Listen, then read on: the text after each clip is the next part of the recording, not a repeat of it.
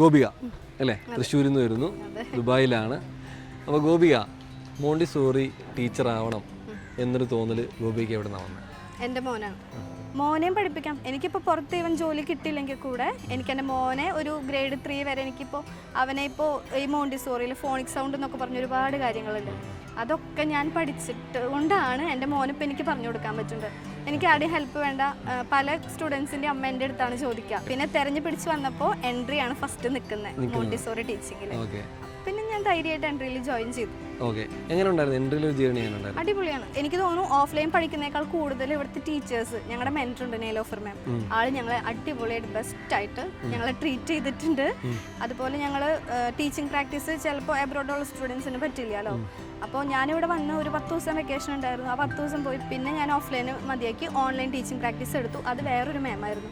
ആള് നൈസായിട്ട് നമുക്ക് പറഞ്ഞു തന്നു. ഒരു ടീച്ചർ ആസ് എ ടീച്ചർ എങ്ങനെയാവണം എന്നുള്ളത്, എങ്ങനെയാണ് ലെസൺ പ്ലാൻ എഴുതുന്നത്, കംപ്ലീറ്റ് നമ്മളെ ഒരു ഫുള്ളായിട്ട് കംപ്ലീറ്റ് ആയിട്ട് പഠിപ്പിച്ചിട്ടാണ് ഇതിൽ നിന്ന് പുറത്തിറക്കുള്ളൂ.